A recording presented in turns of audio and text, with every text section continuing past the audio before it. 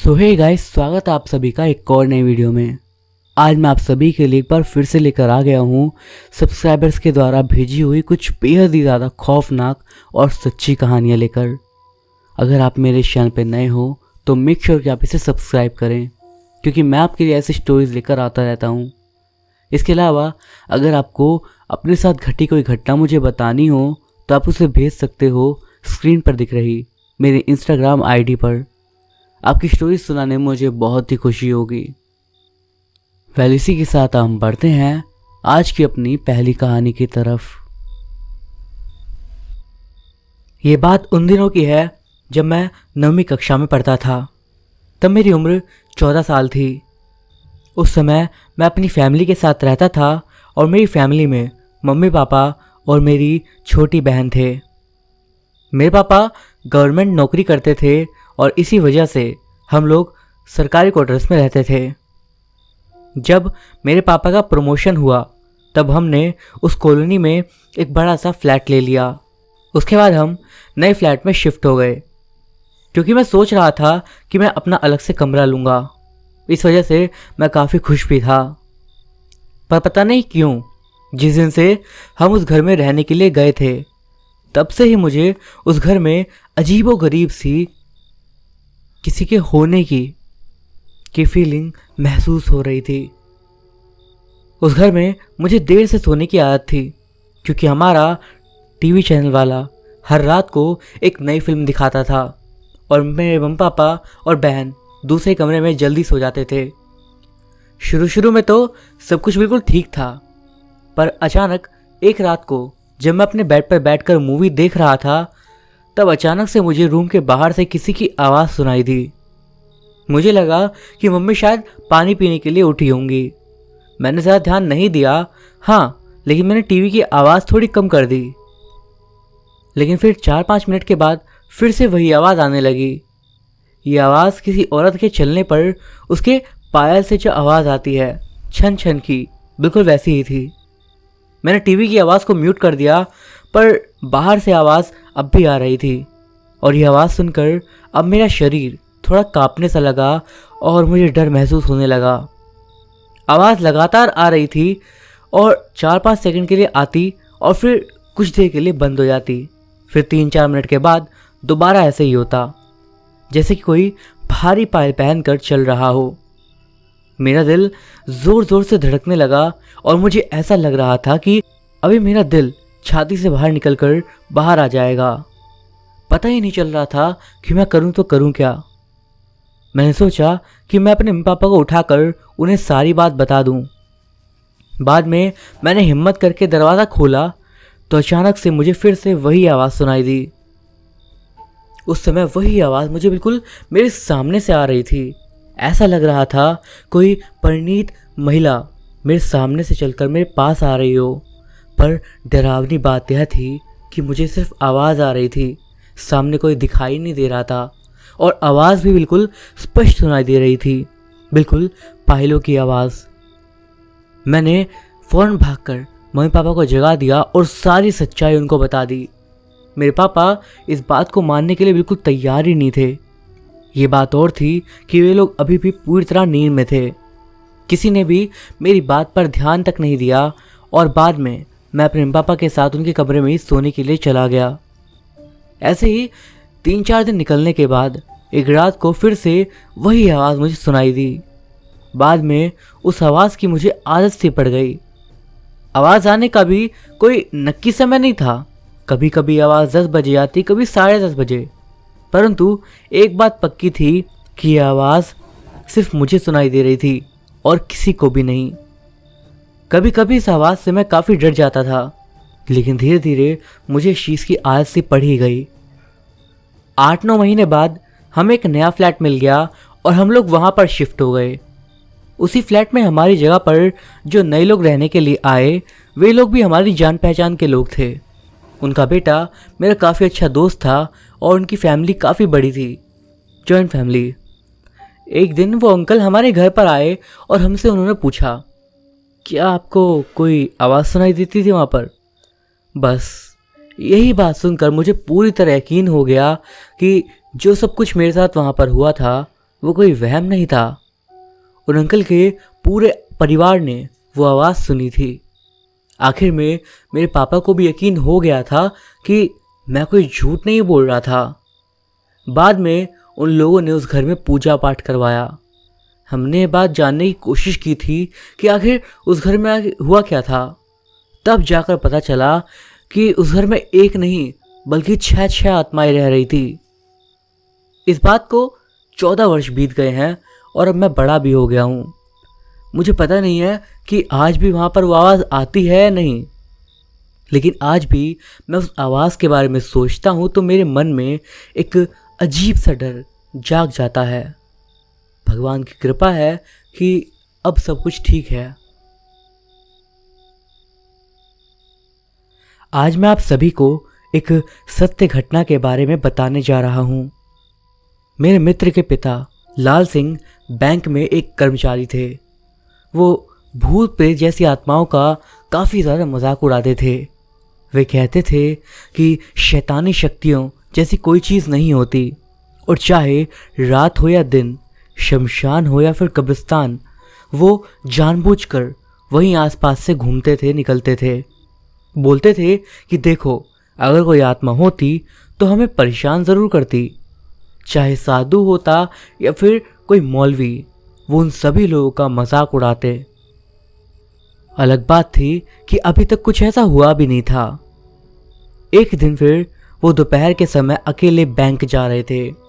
तभी उन्हें वहाँ से निकलने के लिए एक चौराहे से गुजरना पड़ता था। उस चौराहे पर जब वो पहुँचे तो उन्होंने देखा कि वहाँ पर नींबू, पेड़ा, फूल और लाल कपड़ा रखा है।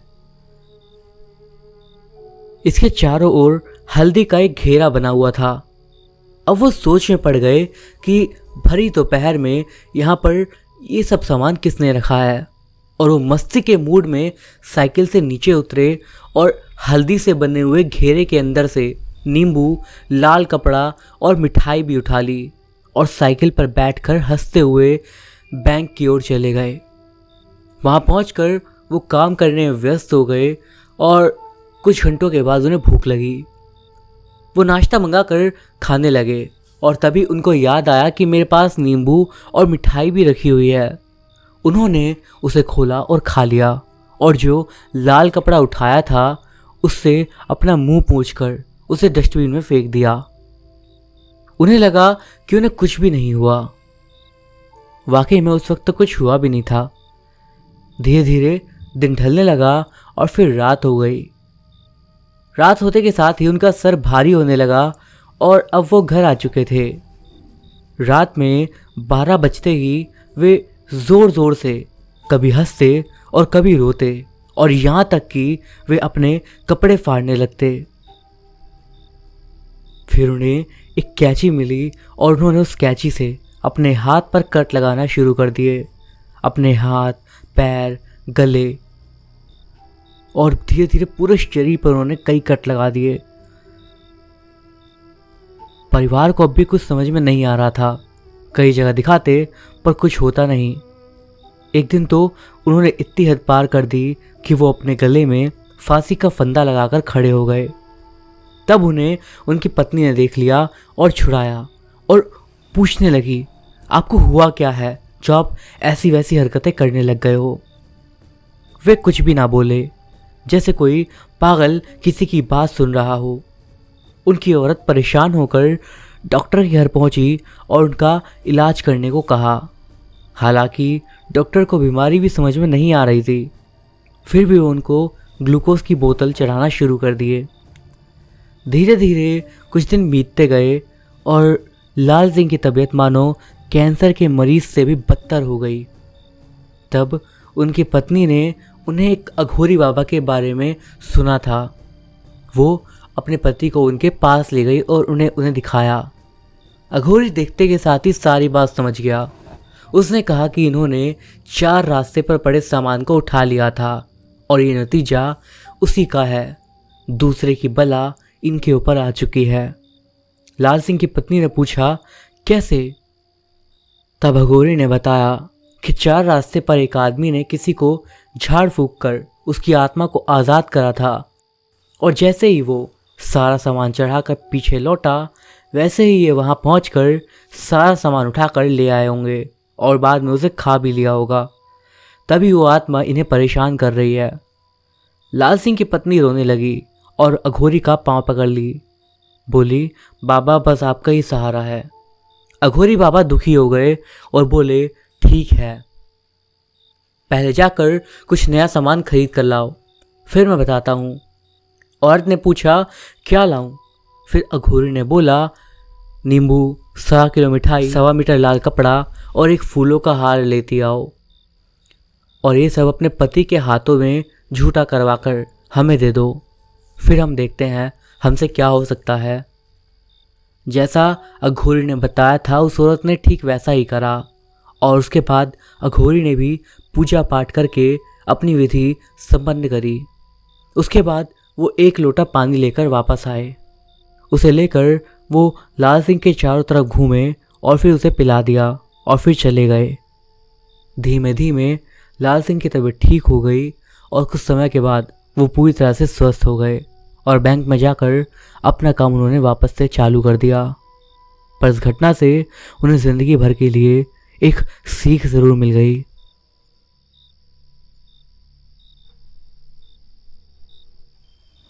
मुकेरा गांव में जब किसी की शादी होती है तो वहाँ के लोग खुश होने के बजाय डरने लगते हैं। वहाँ कभी भी किसी की शादी होती है तो गांव में किसी न किसी की मृत्यु भी हो जाती है। कहते हैं यहाँ जब भी किसी की शादी होने वाली होती है तब एक दुल्हन की आत्मा यहाँ घूमने लगती है। दिलीप शुक्ला आज सुबह ही अपने दोस्त विनीत के गांव आया है क्योंकि 5 दिनों के बाद विनीत की शादी होने वाली थी।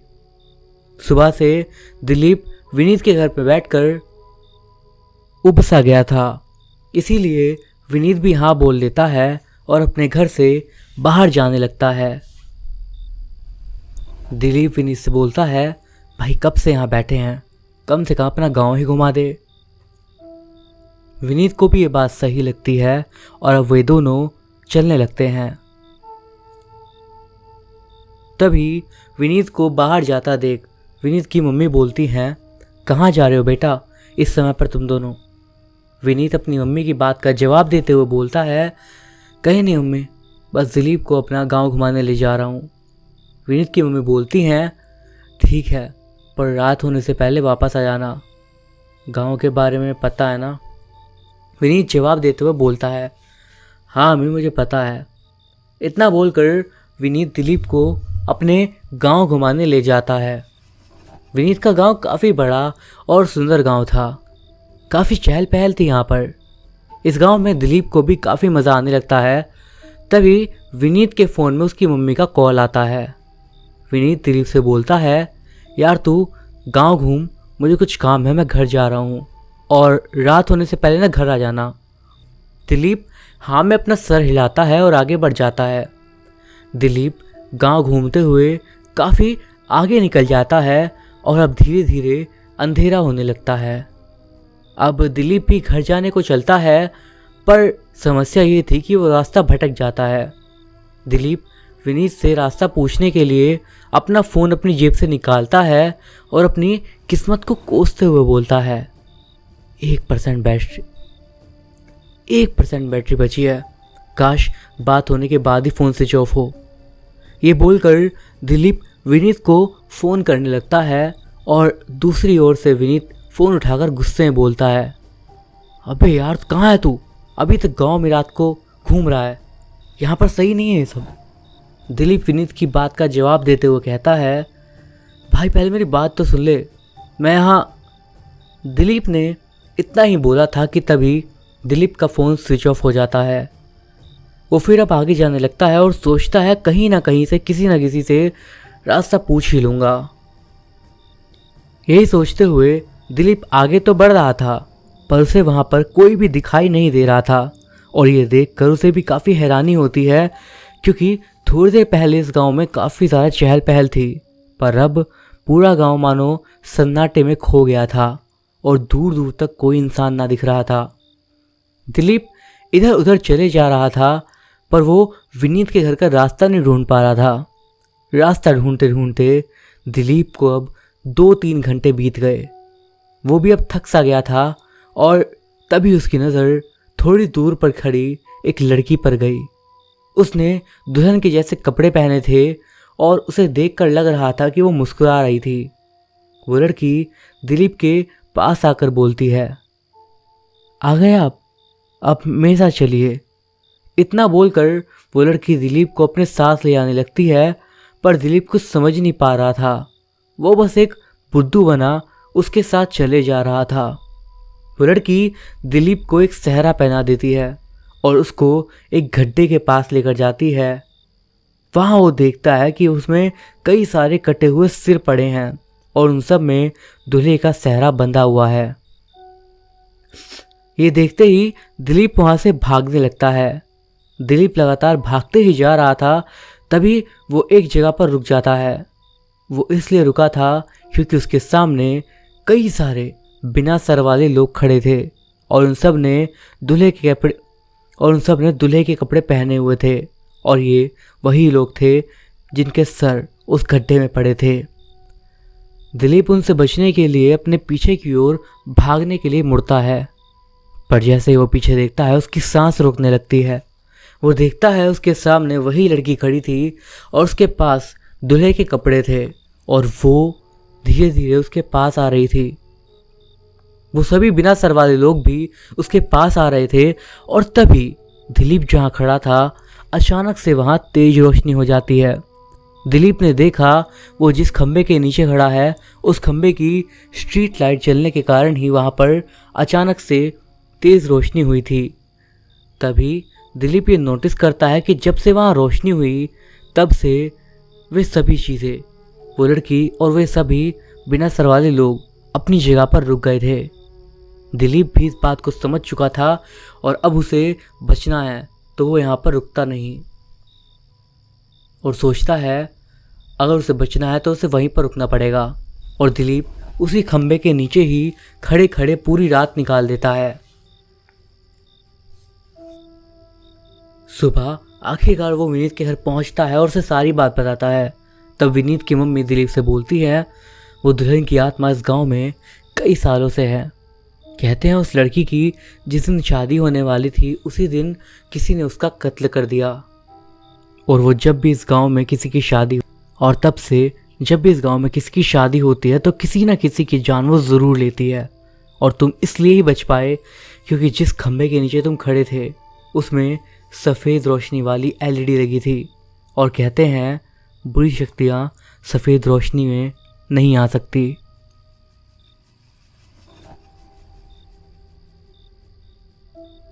रमेश जो कि मजदूरी का काम करता था, एक दिन वो पास के गांव में मजदूरी करने के लिए गया। काम खत्म होने के बाद शाम के समय वो अपने घर की तरफ वापस चल दिया, पर उस दिन अचानक से बारिश होने के कारण रमेश कुछ देर के लिए उसी गांव में रुक गया। फिर जब बारिश बंद हुई तो रमेश वापस अपने घर की तरफ चल दिया, मगर तब तक अंधेरा हो चुका था। जल्दी घर पहुंचने के चक्कर में रमेश ने खेतों के बीच बने रास्ते से जाने का निश्चय करा। काफ़ी समय चलने के बाद रमेश अपने गांव के अब नज़दीक आ चुका था। गांव के अंदर पहुंचने के लिए उसे एक बगीचे से होकर जाना पड़ता था। जैसे ही रमेश उस बगीचे में पहुंचा वैसे ही उसे एक बच्चे के रोने की आवाज़ सुनाई दी। रमेश ने सोचा इतनी रात गए इस बगीचे में कौन बच्चा रो रहा है। उसने उस बच्चे को ढूंढने के लिए इधर उधर देखा पर उसे कोई ना दिखा। तब उसे ख्याल आया कि हो सकता है कोई औरत किसी काम से बगीचे में अपने बच्चे को साथ लाई होगी और यही सोचकर वो अपने घर की तरफ चल दिया। पर जैसे जैसे वो आगे बढ़ता जा रहा था बच्चे के रोने की आवाज़ भी उसे तेज़ सुनाई देने लगी।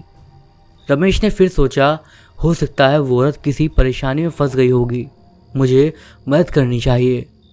फिर जिधर से वो आवाज़ आ रही थी रमेश उधर ही जाने लगता है।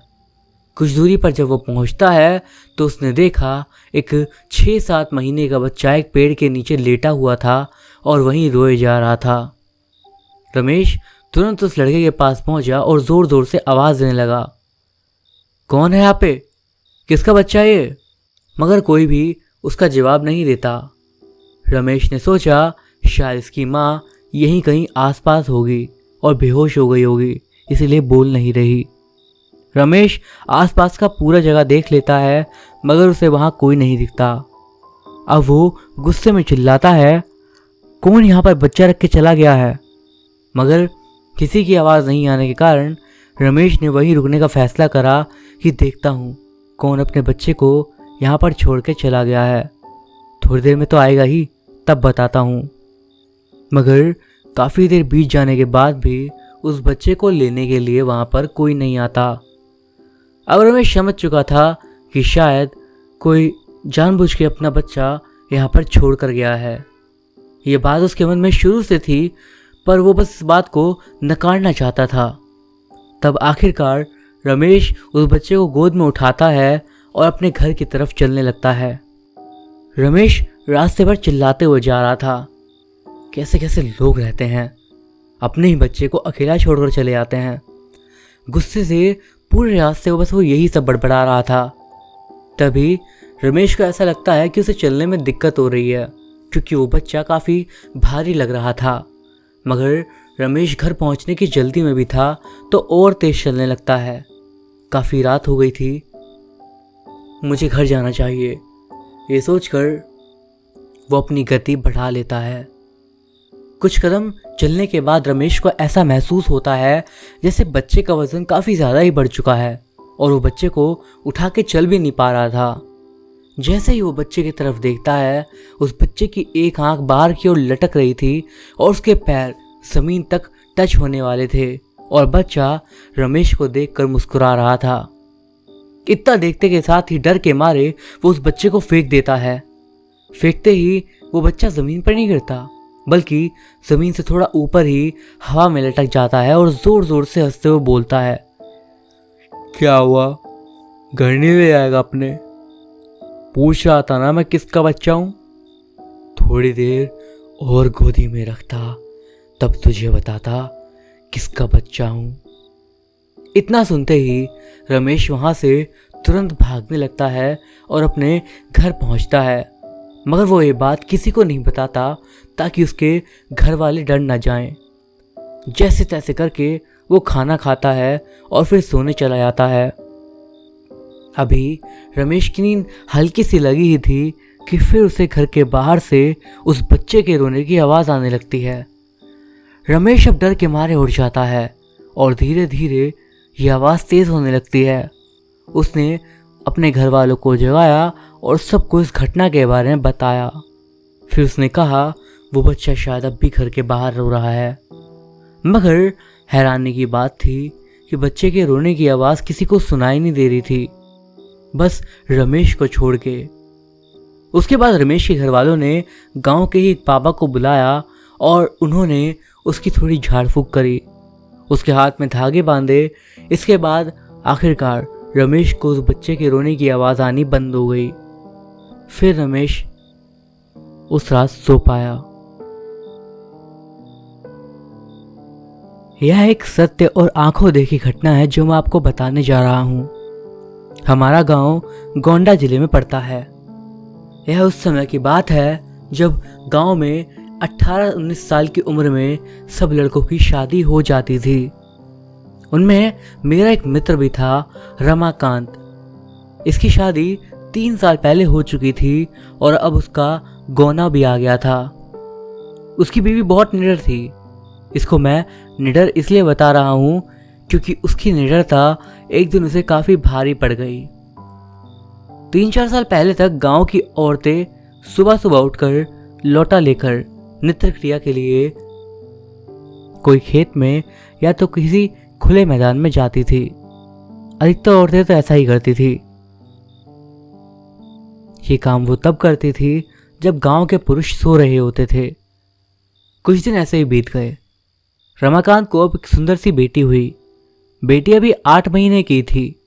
उस समय उसकी बीवी सुबह सुबह अकेले उठकर खेत में चली गई और अपनी सासू माँ को या फिर अपनी जेठानी को भी उसने नहीं जगाया और अकेले ही चली गई।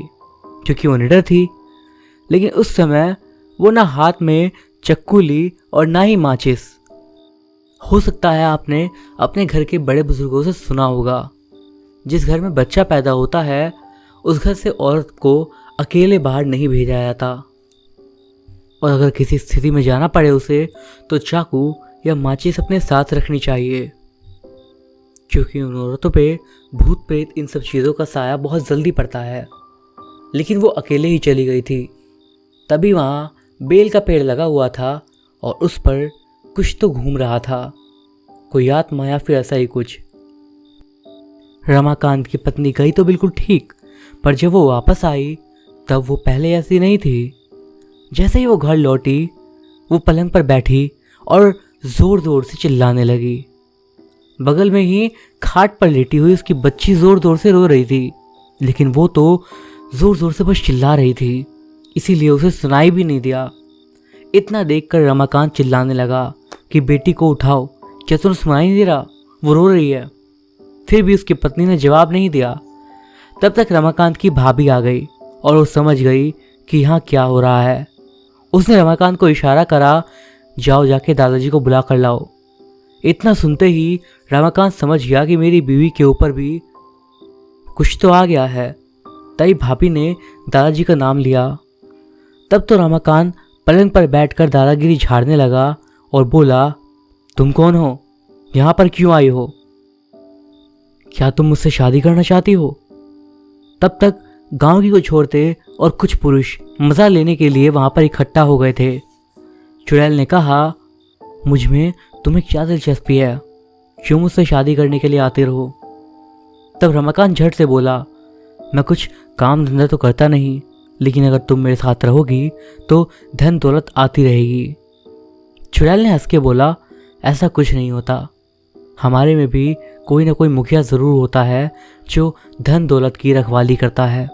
तुम चाहो तो हमारी दुनिया में चलो, तब मैं तुम्हें सब कुछ दूंगी, अभी नहीं, क्योंकि अभी तुम जीवित हो। रमाकांत समझ गया कि अब मेरे हाथ कुछ नहीं आने वाला।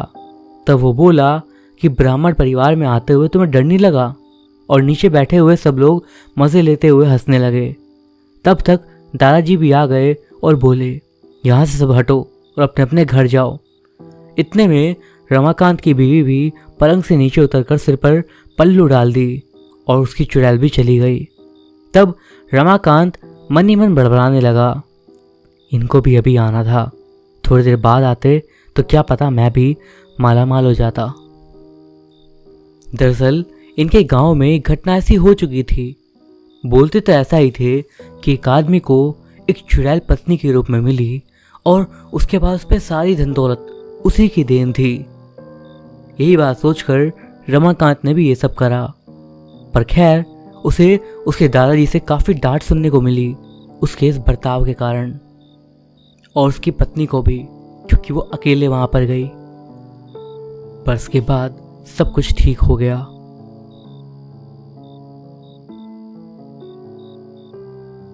यह घटना ममता जी के साथ घटी एक भयानक घटना है, क्योंकि इस घटना के बाद ममता जी के ऊपर बहुत गहरा असर पड़ा और उनकी ज़िंदगी इस घटना के कारण दोराहे पर आकर खड़ी हो गई थी।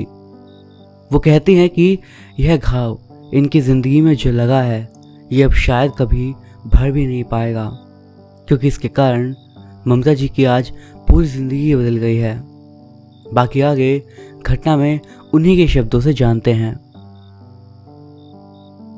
नमस्कार, मेरा नाम ममता सिंह राठौड़ है और मैं उत्तर प्रदेश के बाराबंकी ज़िले में एक छोटे से गांव में रहती हूँ। 17 मई 2008 में मेरी दूसरी शादी होने वाली थी। जी हाँ, दूसरी शादी, क्योंकि मेरी पहले भी शादी हो चुकी थी। 2004 6 मार्च को मेरी शादी राजेश सिंह से हुई थी। मैं और राजेश अपनी नई ज़िंदगी से बहुत खुश थे। सब लोग भी यही कहते थे, इनकी जोड़ी तो ऐसी लगती है जैसे भगवान ने खूब ही प्रेम से बनाई हो। और हम दोनों आपस में ही बहुत प्रेम करते थे, लेकिन शायद हमारी खुशियों को किसी की बुरी नज़र लग गई, क्योंकि हमारी हंसती मुस्कुराती जोड़ी पूरी तरह से तबाह हो गई। शादी के लगभग 1 साल के बाद की बात है। मुझे लेने मेरे भैया आए हुए थे और मैं उनके साथ अपने घर यानी मायके चली गई थी। मेरे घर जाने से पहले ससुराल में सब ठीक था। मैं अपनी सासू, जेठानी, देवर, ससुर सबसे मिलकर खुशी खुशी अपने घर चली गई और फिर मुझे मायके गए लगभग 2 महीने से ज़्यादा हो गए थे। लेकिन मेरे पति यानी कि राजेश मुझे लेने के लिए अब तक नहीं आए थे। ऐसा 1 साल में अब तक कभी नहीं हुआ था कि मैं 2 महीने के लिए उनसे दूर थी और उन्होंने मेरी हाल खबर लेने के लिए मुझसे कोई संपर्क ना करा हो। वो अक्सर हमेशा 1 हफ्ते या 10 दिन के अंदर ही मुझे लेने आ जाते थे, पर इस बार 2 महीने बीत चुके थे। उसके बाद मैंने अपने भैया से कहकर गांव में फ़ोन करवाया किसी के पास, क्योंकि पहले गांव में हर किसी के पास फ़ोन नहीं होता था। फिर मेरे भैया ने मेरे ससुराल के लोगों से बात करी तो उन्होंने कहा कि राजेश तो उसी रात को तुम्हारे घर चला गया था जिस दिन तुम लोग ममता को लेकर गए थे। उन लोगों की बात सुनकर मेरे भैया ने बड़ी हैरानी के साथ कहा, कैसी बात कर रहे हो आप लोग? 2 महीने से तो हमें कुछ पता भी नहीं उनके बारे में। अगर वो यहाँ पर आते तो किसी को पता कैसे नहीं चलता?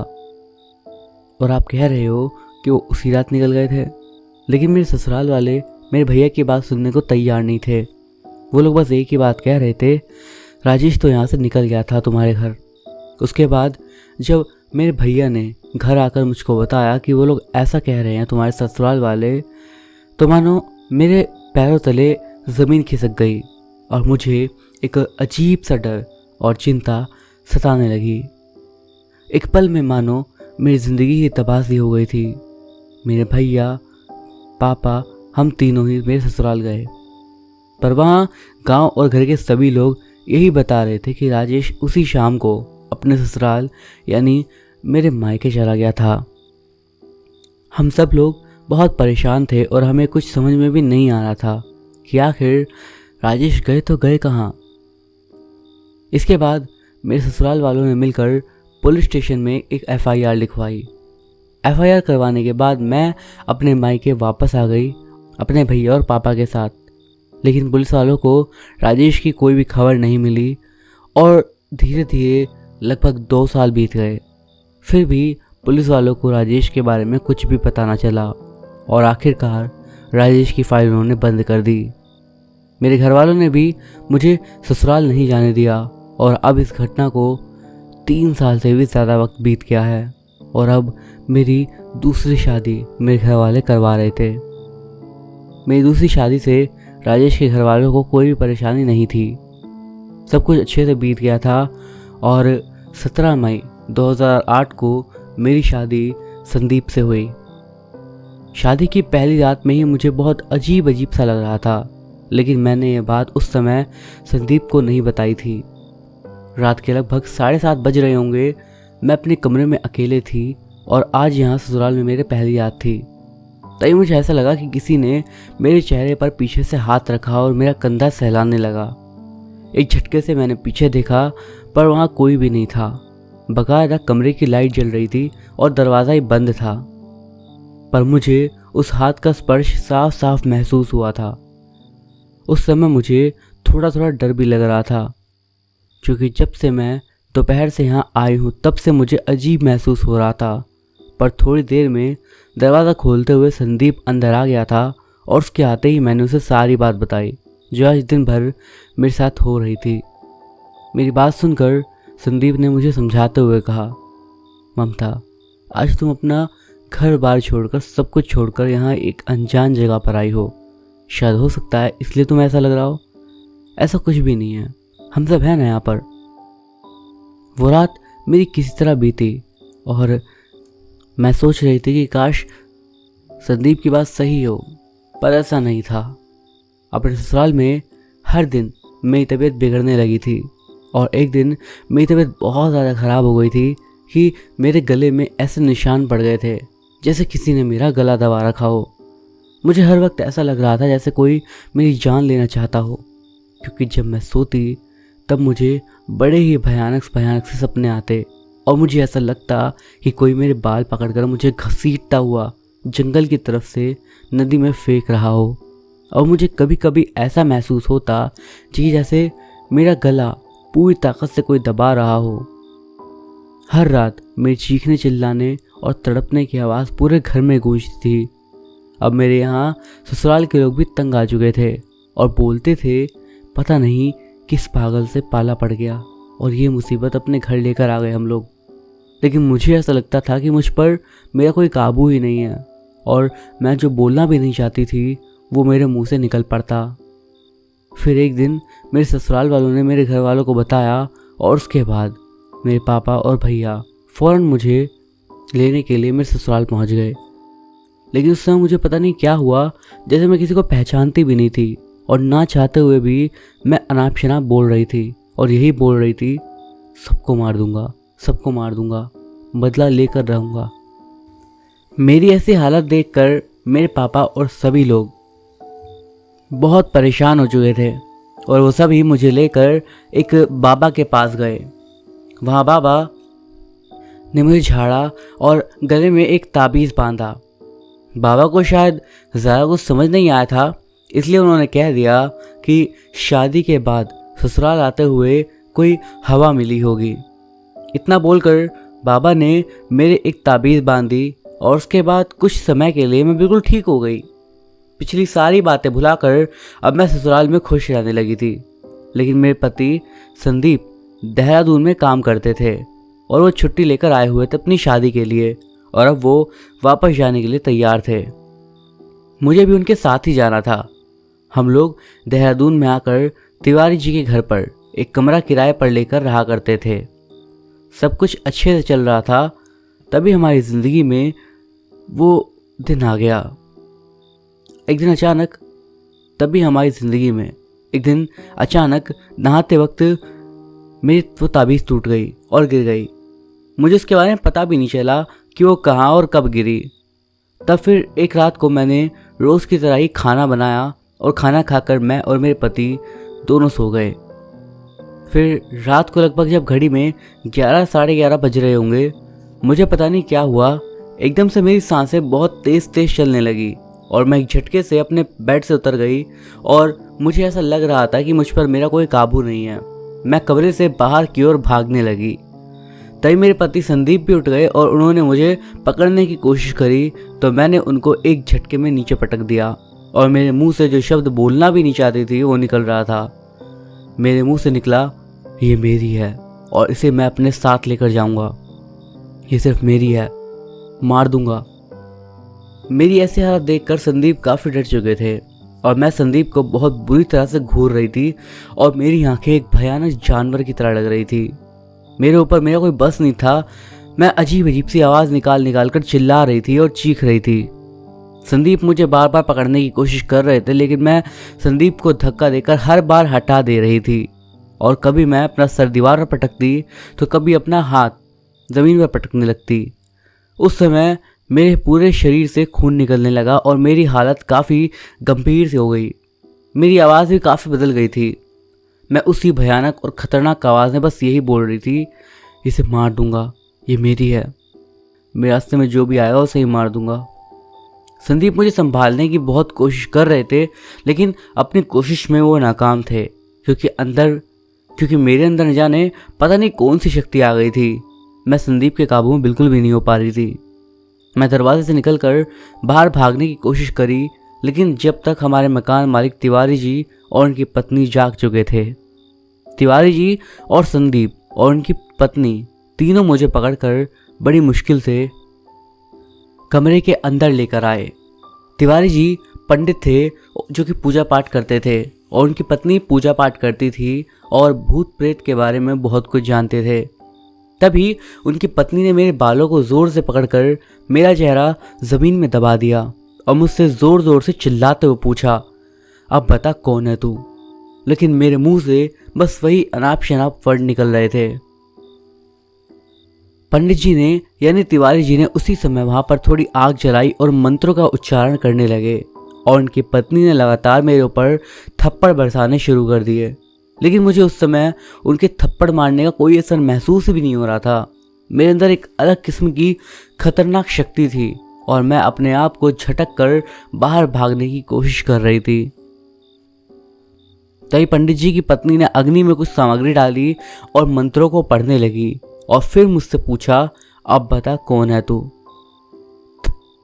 तभी मैंने एकदम से सबको झटक कर बाहर भागने की कोशिश करी, पर सब ने मुझे फिर पकड़ लिया और फिर मैंने अपना सर दीवारों पर पटक पटक कर ज़मीन पर गिर गई और मैं अपने हाथ पैरों को भी पटक रही थी।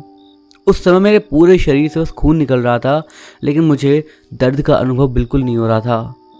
अब पंडित जी की पत्नी बहुत गुस्से में थी और उसने मेरे बाल पकड़कर मुझे अंदर घसीट दिया और लोहे की रॉड में आग जलाकर बिल्कुल लाल कर दी और कहा, अब मैं तुझे यहीं जलाकर भस्म कर दूंगी, वरना बता तू कौन है। पंडित जी की पत्नी ने मेरे सर को पकड़कर ज़मीन में दबाए रखा और तभी मेरे अंदर से आवाज़ निकलने लगी, मैं राजेश हूँ, ये मेरी पत्नी है और ये सिर्फ मेरी है, इसे मैं ले जाऊँगा, ये किसी की भी नहीं हो सकती। पंडित जी की पत्नी ने ज़ोर ज़ोर से चिल्लाते हुए और गरजते हुए कहा, यह तेरी पत्नी कैसे है। और फिर मेरे अंदर से आवाज़ आई, इसकी मेरी शादी हुई थी, अब ये मुझे भूल गई है, इसलिए मैं इसे मार दूंगा, अपने साथ लेकर जाऊंगा।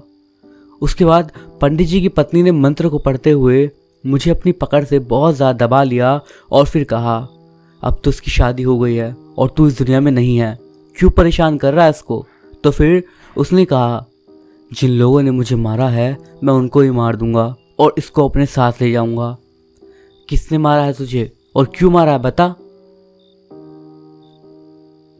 जब मेरी पत्नी मायके गई हुई थी तो रात को मेरे बड़े भाई और मेरी सौतेली माँ और मेरी भाभी ने मिलकर मुझे मार डाला। उन्होंने मेरा गला दबाकर मुझे मारा और मेरी लाश को गोमती में फेंक दिया, इसलिए मैं सबको मारूंगा और उसको अपने साथ लेकर जाऊंगा। पंडित जी की पत्नी ने जो सरिया गर्म करा था उसे मेरे पैर के तलवों में लगा दिया। वो सरिया मेरे पैरों के तलवे में लगते ही मेरी चीख की आवाज़ बहुत तेज़ बढ़ गई, लेकिन सच बताऊं तो मुझे उस दर्द का एहसास भी नहीं हुआ, पर बस एक अजीब सा अनुभव होने लगा जो कि मैं शायद बता भी नहीं सकती कैसा था। थोड़ी देर में एकदम से मैं बेहोश होकर नीचे ज़मीन पर गिर गई और उसके बाद पंडित जी की पत्नी ने मुझे मेरे ऊपर गंगाजल छिड़का और तुरंत मेरे गले में ताबीज़ बनाकर बांधी और एक ताबीज़ मेरे हाथों में बांध दी।